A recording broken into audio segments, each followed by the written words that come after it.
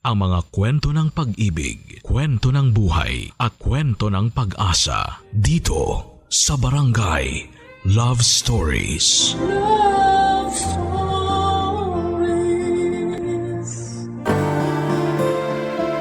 Magpakabuti tayo hindi lamang sa isang tao, kundi sa lahat. Dahil kung meron tayong kinikilingan, mapapagod sila na tayo ay pakisamahan. Ikaw, kabarangay, mabuting tao ka ba?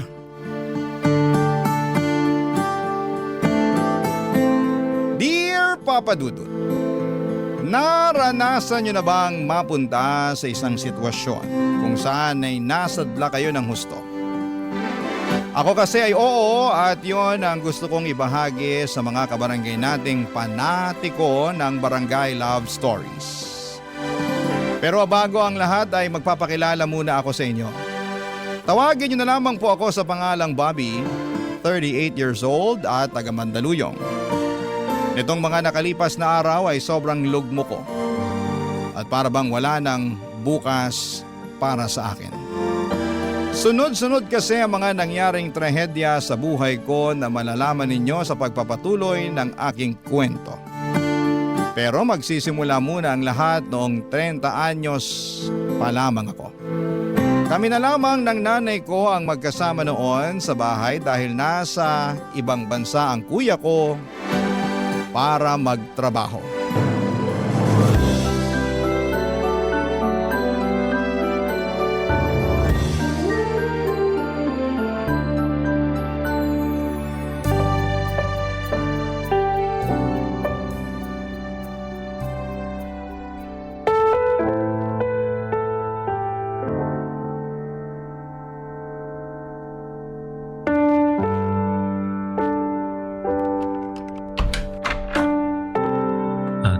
Nay?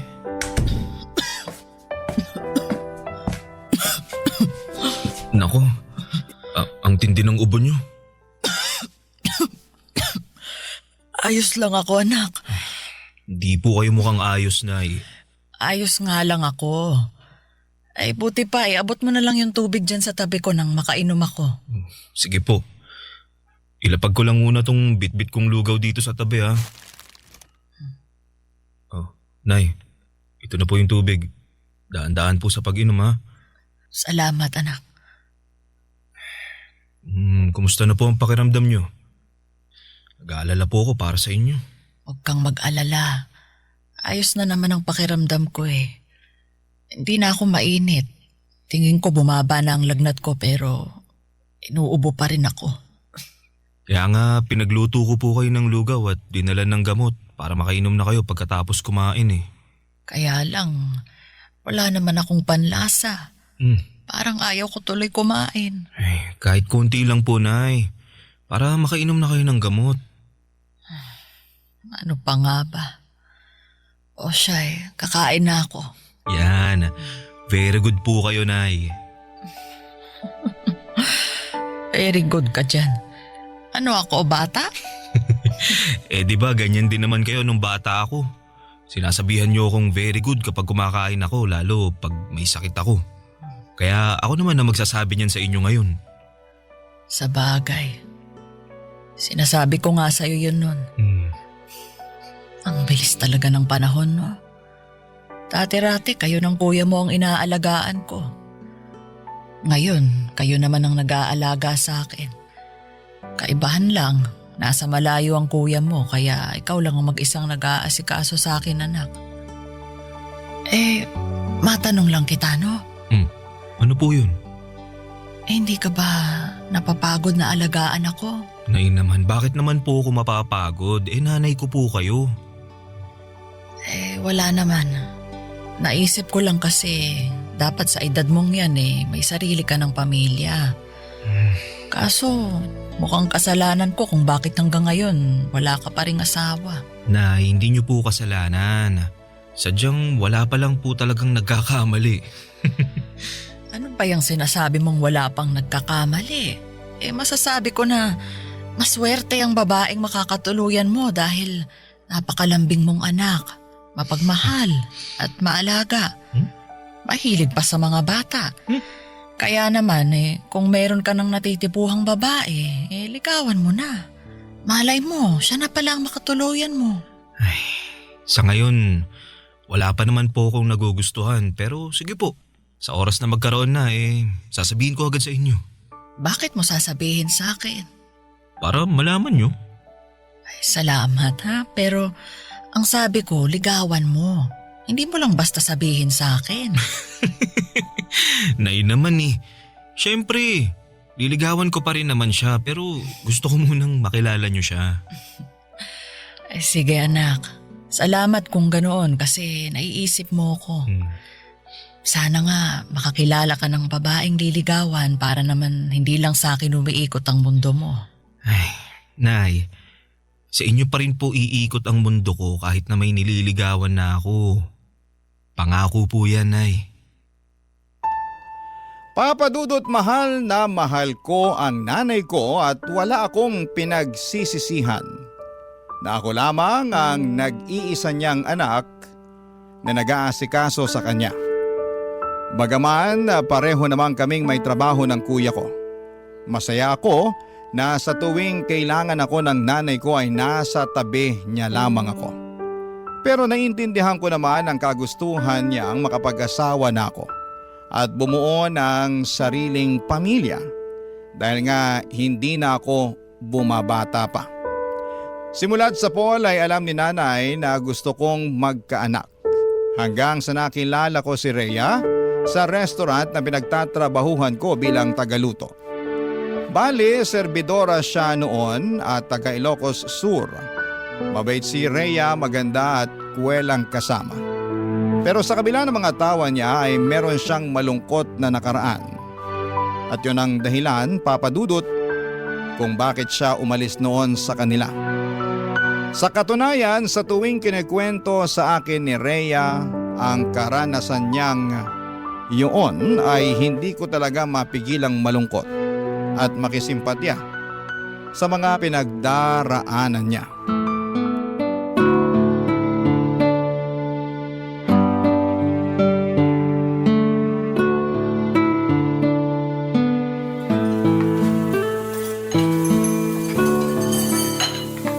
Kaya ayun, nangako ko sa sarili ko na magsisika para umasenso sa buhay. Kaya nga kahit mahirap at wala akong kaalam-alam sa magiging buhay ko rito sa Maynila nakipagsapalaran pa rin ako. Gusto ko pagbalik ko sa Ilocos ibang Rhea na ako. Hindi ko naman hangad na yumaman pero gusto kong magkaroon ng komportableng buhay. Kaya lalo mo ako napahanga Ang lakas ng fighting spirit mo. Uy, thank you pero kailangan Malay mo. Meron pang magandang buhay na naghihintay sa'yo pag nagpatuloy ka. Ay, sana nga meron. Pero ewan ko.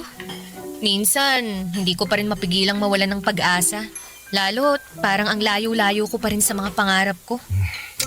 May iba ka pa bang pangarap bukod sa mabigyan ng maayos na buhay yung mga magulang mo sa probinsya? Gusto ko rin makakilala ng lalaki na magiging katuwang ko sa buhay. Yung mamahalin ako at aalagaan. At magkakaanak, syempre. Lalo't hindi na ako bumabata, di ba? Baka kumunat na tong matres ko pag pinatagal ko pa ang pagbubuntis. Sobra ka naman sa kumunat. Para namang chichirya lang na nahanginan yan.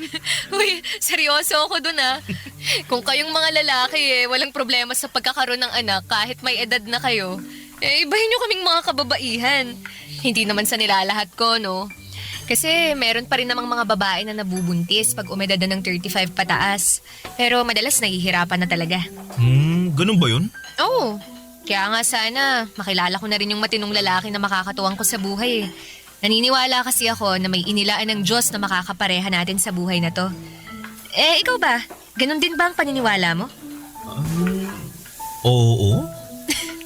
Bakit parang hindi ka pa sigurado? Naniniwala naman ako pero mas naniniwala doon ang nanay ko. Kaya nga pinaghahanap na niya ako ng mapapangasawa dahil tumatanda na daw ako. Talaga? Anong sagot mo? Yun, sabi ko, sige.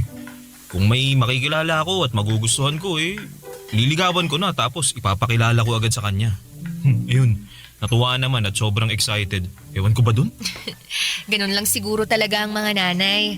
Sobrang excited na magkaroon ng apo. Ay, Bigla ako tuloy na miss ng nanay ko. Kumusta na kaya siya? Hindi mo malalaman ng sagot kung hindi mo siya tatawagan. Tsaka na, wala na kasi akong load eh. Tsaka patapos na yung break time natin. Baka mamaya sitahin na tayo pag nag-overbreak tayo. Ay, oo nga pala. Masyado pa namang sip-sip yung naninita na yun. Kala mo naman kung sinong tagapagmana ng kumpanya kung umasta. Uy, baka may makarinig sa'yo ha? Uy, ano naman? Wala naman akong binabanggit na pangalan. Bato-bato na lang sa langit. Ang mag-react, pangit. Papadudo 3 buwan na noon si Rhea sa pinagtatrabahuhan namin at masasabi ko na naging sobrang close kami. Sa katunayan ay siya lamang ang dahilan kung bakit ako nag-stay sa pinapasukan ko. Gusto ko na kasing umalis noon dahil sobrang toxic na rin ang management namin. Alam ko naman na magiging malaking pagsubok na naman sa akin ang paghahanap ng mapapasukang trabaho. Lalo na high school graduate lamang ako. Bukod doon ay ayoko ring magtrabaho sa malayo dahil maiiwang mag-isa ang nanay ko sa bahay namin. Yun ang dahilan kung bakit hindi ko pa tinatanggap ang alok at tulong sa akin ng kuya ko na nag-ibang bansa na. Hindi nga nagtagal ay nagtapat ako ng pag-ibig kay Rhea at sinagot naman niya ako, Papa Dudut. Kasunod noon ay nabuntis ko siya, kaya lalo ako nagkaroon ng dahilan upang hindi na umalis ng Pilipinas. Barangay Love Stories. Barangay Love Stories. Papa Dudut, dahil sakto lamang ang kinikita ko sa aking trabaho ay wala pa akong sapat na ipon. Kaya naman, tinira ko muna sa bahay namin si Rhea. Winelcome naman siya doon ni nanay at sa katunayan ay sobrang sayangan ng nanay ko noong nalaman niyang magkakaapo na siya at palagi niyang hinihimas ang tiyan ni Rhea at kinakausap ang magiging anak namin. Bagay na kinagigiliwan naman namin ang kinakasama ko. Naging maayos naman ang pagsasama naming 3 sa isang bubong. Hindi rin issue sa kuya ko na magkaroon na ako ng anak pero nilinaw niya na si nanay na lang daw ang susustentuhan niya.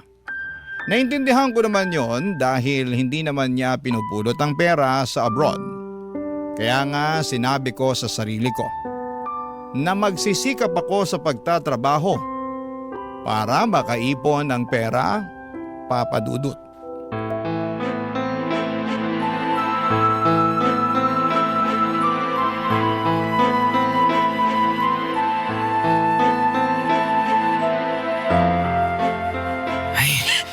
Nay! Rhea! Minahon lang naman po muna kayo. Paano ko hihinahon? Nakakainis yung Rhea na yan. Biruin mo, ayaw magkusot ng damit. Mas gusto pang i-washing, hindi naman natatanggal yung dumi. Natatanggal naman po eh. Anong natatanggal? May nakita pa akong kapiraso. Alam mo naman na ayaw kung may natitirang dumi, di ba? Saka bakit ka ba gamit ng washing machine kaya tuloy lalong lumalaki yung konsumo natin sa kuryente? Bakit ko po hindi gagamitin? Sayang naman. Nakatenga lang dun sa solo ko. Tsaka isang beses lang naman nagwa-washing sa isang linggo At para na rin mapabilis yung trabaho ko. Buti sana kung tinutulungan niyo akong maglaba hindi naman. Kung kaya lang ng likod ko, edi sana hindi ko na inasa ang paglalaba sa'yo. Bakit? Likod niyo ba ang maglalaba? Ay, lintik na babae ito. Hoy, Bobby, magsabihan mo nga yung kinakasama mo. Abalang masyado sumagot sa akin napakawalang galang. Mahal, huwag mo naman sagutin ng ganun si nanay. Bakit hindi? Sumusobra na siya. Ang dami niyang reklamo. Hindi na nga nagpapasalamat sa akin. Bakit ako magpapasalamat sa paglalaba mo? Responsibilidad mo yan kasi kinakasama mo na ang anak ko. Nay, huwag na po muna kayong sumabat dyan. Buti pa, mag-uusap muna kami ni Rhea. Liga, mahal. Doon tayo sa kwarto. Buti pa nga nakausapin mo yung babae na yan. Iyak ng iyak, wala naman akong ginagawang masama sa kanya. Parang pinagsabihan ko lang Ay.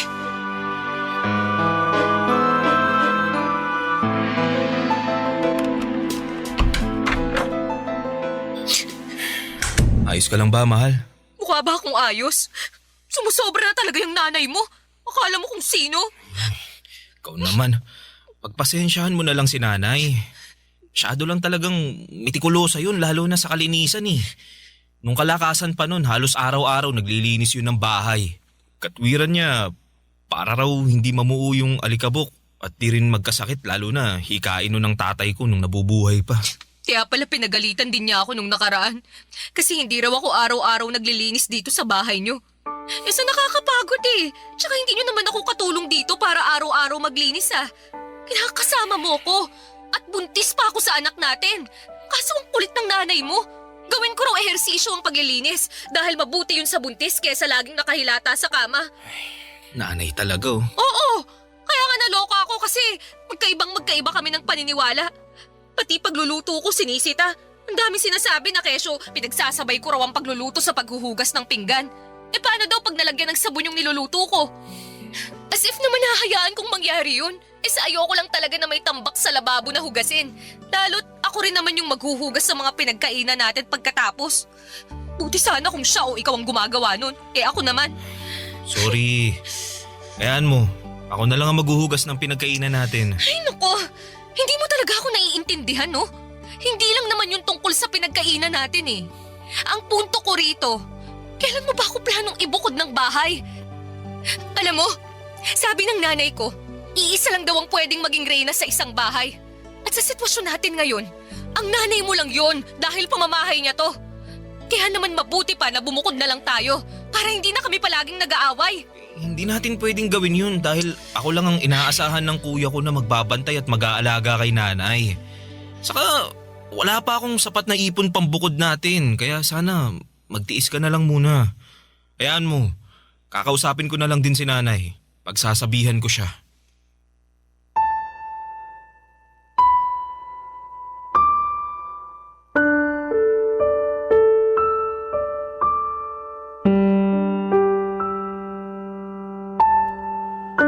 Papadudot naiintindihan ko naman ang pinanggagalingan ni Rhea.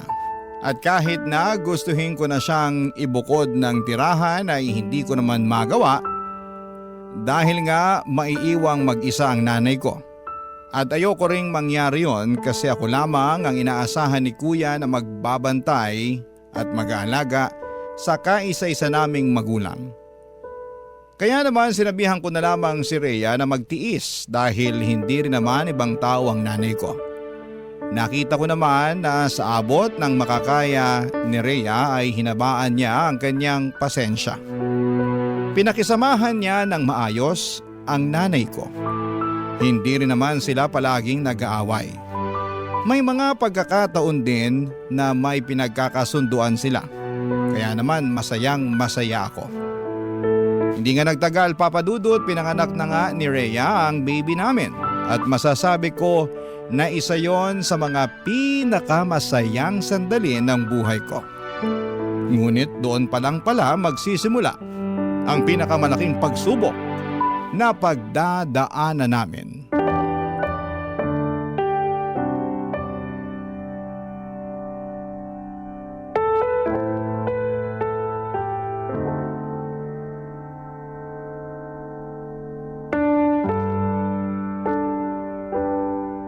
Sensya na, yun lang muna mabibigay ko.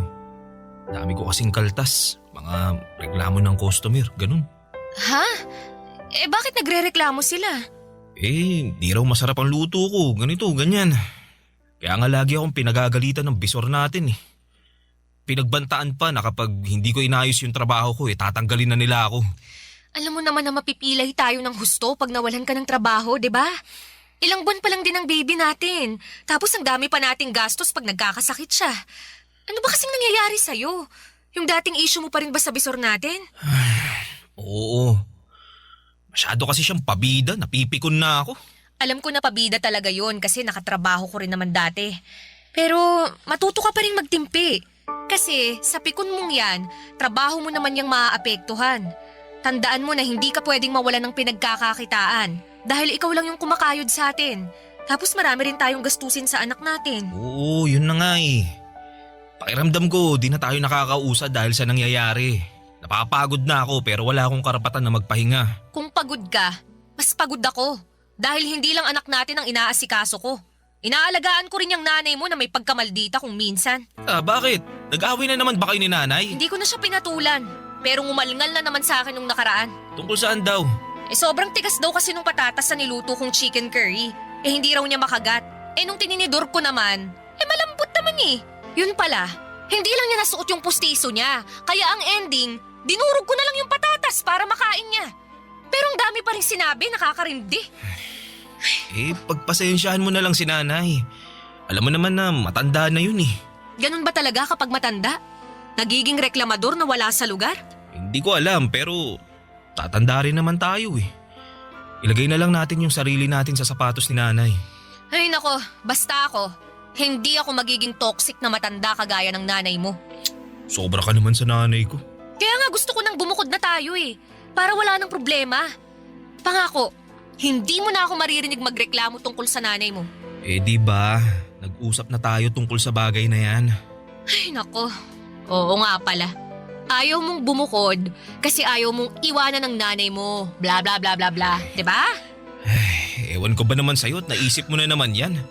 Kita mo ngang hirap na hirap pa tayo sa pera. Pag nandito tayo mas makakatipid tayo sa pagbabayad ng renta. Nakatipid nga tayo sa pagbabayad ng renta. Pero mukhang mapapagastos ka sa akin pag tumagal-tagal ang pananatili ko rito at pakikisama dyan sa nanay mo. Ha? Teka, anong ibig mo sabihin? Kasi baka ipasok mo na lang ako sa mental dahil nabaliw na ako noon. Rhea naman eh. Seryoso ako doon, Bobby. Ay nako, kawawa naman ako. Papadudot naging sakitin ang anak namin kaya naglabas-masok kami sa ospital.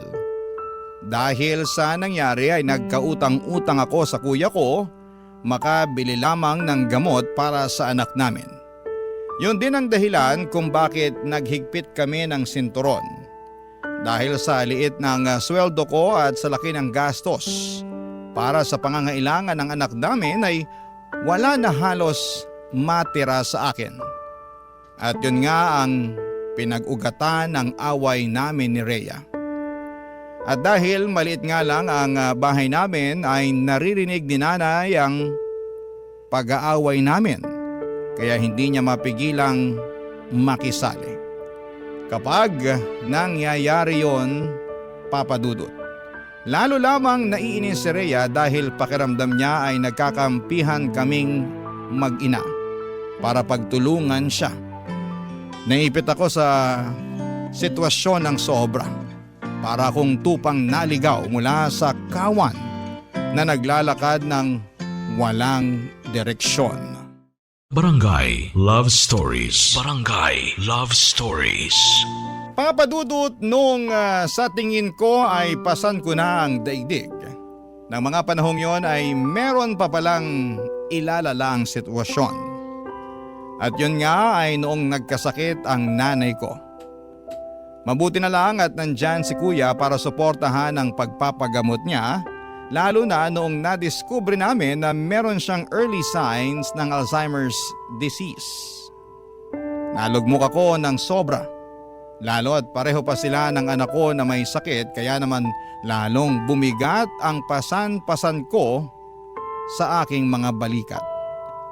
Pero buti na lang at nandyan si Rhea para alagaan ang nanay ko kahit na meron silang hindi pinagkakasunduan at tinutulungan niya rin ako upang gumaan ang pagdadala ko ng buhay. Masasabi ko na kahit mahirap ay malaki pa rin ang pasasalamat ko sa aking kinakasama, Papadudot.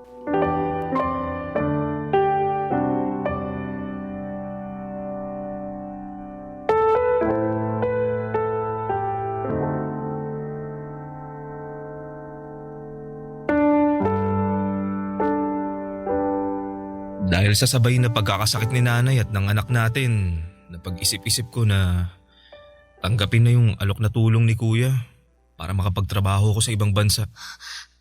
Ano? Aalis ka? Oo, sana. Wala talaga akong mapapala kung dito lang ako magtatrabaho sa atin. Tsaka di ba, gusto mo na maghanap ako ng ibang mapagkakakitaan na mas malaki ang sweldo? Ito na yun. Oo nga, pero iiwan mo talaga ako rito sa nanay mo. Anong ibig mo sabihin? Anong ibig kong sabihin? Hindi pa ba halata na pag umalis ka, maiiwan ako rito para alagaan ng nanay mo habang inaalagaan ng anak natin? Konting sakripisyo lang naman. Anong konting sakripisyo pinagsasasabi mo? Nagsakripisyo na ako, Bobby. Inalagaan ko na ang nanay mo, pero baka nakakalimutan mo na may sakit siya. Mas mahirap na siyang alagaan kaysa sa anak natin dahil minsan nagiging bayolente na siya. Ilang beses na niya kaya akong nasaktan, pero binabaliwala ko lang kasi nga may sakit siya. Alam ko naman yun, kaya nga nagpapasalamat kami ni Kuya kasi nandyan ka eh. Hindi pa lang talaga namin kayang kumuha ng ibang magbabantay at mag-aalaga kay nanay. Kaya ako na lang, kasi nakakalibre kayo sa akin, ganon. Naman sa ganun, Rhea. Totoo naman eh. Napakakuripot niyang kuya mo. Manong man lang kumuha siya ng ibang tao na mag-aalaga sa nanay niyo. Kasi nanay niyo naman yan eh. Hindi ko naman nanay yan. Nanay ko nga dun sa probinsya may sakit din eh. Pero hindi ko magawang alagaan. Buti sana kung wala tayong anak, Bobby. Pero alagain din yun. Tapos ngayon aalis ka. Iiwan mo ako rito mag-isa, ha? Anong gusto mong gawin ko? Manatili rito tapos araw-araw tayo mag-aaway dahil maliit lang ang sweldo ko. Akala ko pa naman gusto mong umasenso tong pamilya natin. At ngayon na may pagkakataon na tayo na makaluwag-luwag, ganyan ka naman umasta. Imbis na suportahan mo ako, mas inuuna mo pang bilangin yung paghihirap mo. Hindi ako nagbibilang ng paghihirap ko, ha? Hindi raw. Sa inyo nakikita ko eh. Kasi yun ang gusto mong tingnan. Ni minsan ba? Pinasalamatan mo ako sa pag-aasikaso ko sa nanay mo at sa anak natin kahit na pagod na ako. Hindi naman, di ba? Kasi para sa inyo ng kuya mo, responsibilidad ko na alagaan yung nanay nyo dahil nakatira ako sa pamamahay nyo. Yun nga ang rason kaya gustong-gusto ko nang bumukod tayo. Kaya lang atrasado ka naman dahil sa nanay mo. Nanay ko ang pinag-uusapan natin dito ha. Hindi siya ibang tao kaya magdahan-dahan ka sa mga sinasabi mo tungkol sa kanya. Wow naman, ha? Nakakatouch naman na napakabuti mong anak sa nanay mo. Pero hindi ka naman mabuting kinakasama. Bawiin mo yung sinabi mo! Ayoko nga! Bakit ko babawiin? Totoo naman lahat ng yon. Buti pa dyan ka na. Saan ka pupunta? Sa kwarto. Tutulog na kasi baka bigla pang bumangon yung nanay mo at makisali sa away natin. Magkakampihan lang kayo. Kawawa naman ako sa inyo.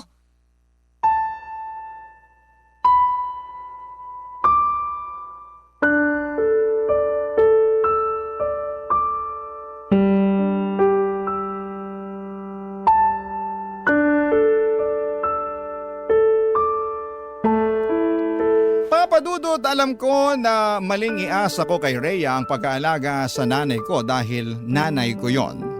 Ako ang anak noon kaya ako dapat ang gumagawa ng mga bagay na yon.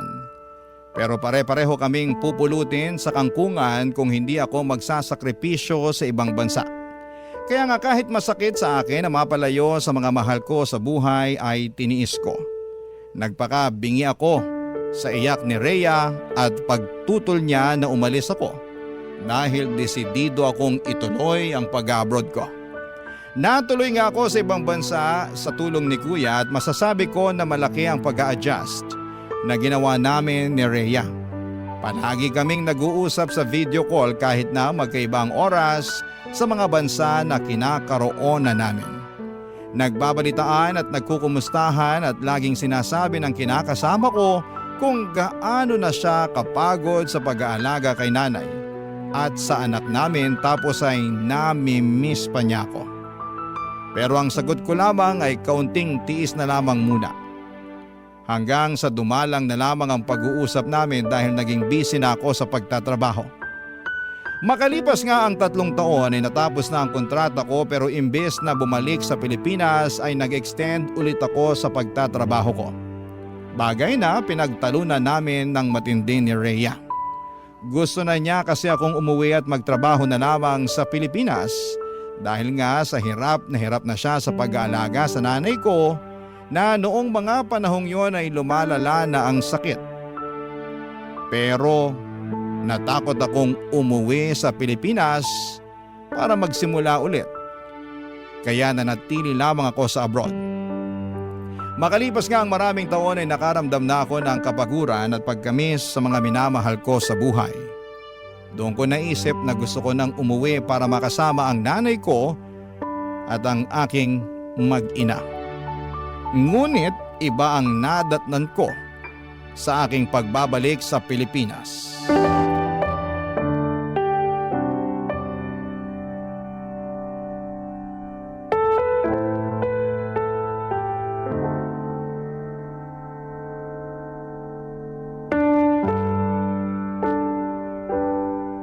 Rhea naman, halos kararating ko lang galing abroad. Tapos malalaman ko na lang na gusto mo kaming iwanan ng nanay ko? Bakit hindi? Ang tagal kong hinintay ang pagbabalik mo para may mapag-iwanan na ako dyan sa nanay mo. Kahit naman paano may konsensya pa rin ako. Dahil ayoko siyang ipagkatiwala kung kani-kanino. Ngayon na nakabalik ka na, aalis na ako. Iiwan ka na namin ng anak mo. Rhea, parang awa mo na. Huwag kayong umalis ng anak natin. Paano na lang ako pag nawala kayo?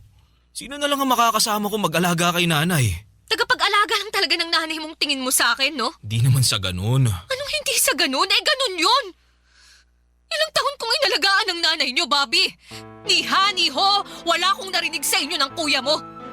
Ilang taon mo rin akong narinig na nagsabi sa'yo na napapagod na ako. Pero hindi mo ako pinakinggan. Ang tagal mo sa abroad, pero hindi man lang pumasok sa kokote mo na maghanap ng mag-aalaga sa nanay niyo, no? Sinamantala niyo talaga na makatipid kasi nandito naman ako. Ang kakapal ng mukha niyo. Sana pala siningil ko kayo sa ilang taon kong serbisyo sa magulang niyo. Tawarin mo kami, Rhea. Hindi naman namin sinasadyang... Pwes patawarin mo rin ako kung mas gusto ko nalang iwan kayo. Dahil pagod na ako sa inyo. Di ba natin pwedeng ayusin yung pamilya natin? Kinakasama mo ko, may anak tayo. Kinakasama na wala namang pagmamahal sa akin. Di totoo yan. Totoo yan. Dahil yun ang pinaramdam mo sa akin. Yung hindi mo pakikinig sa akin sa tuwing magkikwento ako at maglalabas ako ng sama ng loob. At yung pagdidesisyon mong mag-extend sa abroad at hayaan akong mag-alaga rito sa nanay mo ang nagpapatunay na hindi mo talaga ako mahal. Kasi Bobby, kung mahal mo ko, iisipin mo rin ang kapakanan ko. Hindi lang sarili mo at sa kung paano kayo makakatipid ng kuya mo. Kaya nga nagsisisi na ako. Hayaan mo, babawi ako sa'yo. Lalo ngayon, nagdesisyon na ako na hindi na ako babalik sa ibang bansa. Ay, wow! Nagdesisyon ka na naman pala nang hindi ako kinukonsulta?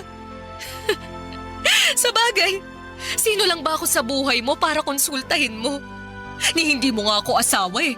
Hamak na nanay lang ako ng anak mo at tagapangalaga ng nanay mo. Bobby, pagod na ako.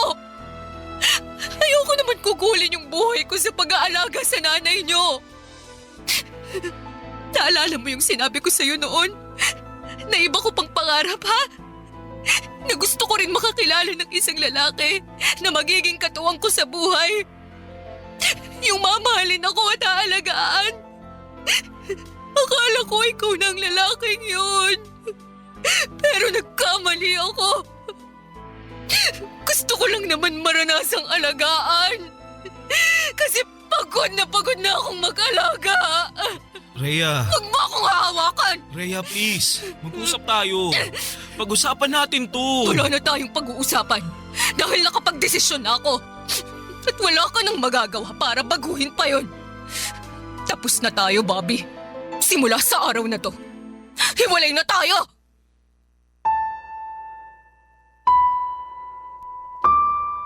Papadudot, wala akong nagawa noong nag-alsabalutan na si Rhea at tuluyan nang umalis sa bahay namin kasama ang aming anak. Hindi ko na sila napigilan pa lalo at kasabay noon ay nagwala si nanay kaya kinakailangan ko siyang intindihin.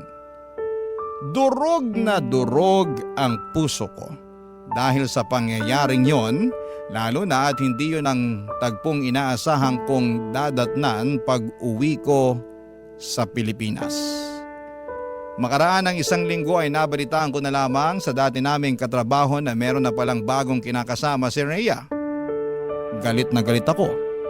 Pero naisip ko na baka yung taong yun lang din ang nasa tabi niya noong mga panahong wala ako at hindi siya pinakikinggan. Kaya nga mas lalo lamang akong nasaktan at sumama ang loob sa aking sarili. Kasalanan ko talaga kung bakit ako iniwan ni Rhea. Akala ko, Papadudot, ay wala nang isasakit pa ang nangyari sa buhay ko. Pero neto lamang Hunyo ng taong ito ay biglang namatay ang nanay namin. At kahit na ilang buwan na ang lumipas ay hindi pa rin ako makausad. May mga gabi na lagi akong nagdarasal. At hindi na sana magising sa umaga ako para hindi ko na rin maramdaman yung matinding sakit na halos pumilas sa libu-libong piraso ng aking puso. Pero kahit na gano'n ang mga nangyari ay nananatili pa rin akong buhay. Umaasa na lamang ako na balang araw ay makakausad ako at makakaahon sa lusak na aking kinakasadlakan. Hanggang dito na lamang po ang sulat ko, Papa Dudut. Maraming salamat po sakaling mapili po ninyong i-ere sa programa ninyong Barangay Love Stories. God bless and more power sa inyong istasyon. Ang inyong forever, kapuso at ka-barangay, Bobby. Anong say mo sa Barangay Love Stories na ito? Pagkwentuhan natin sa comment section yan.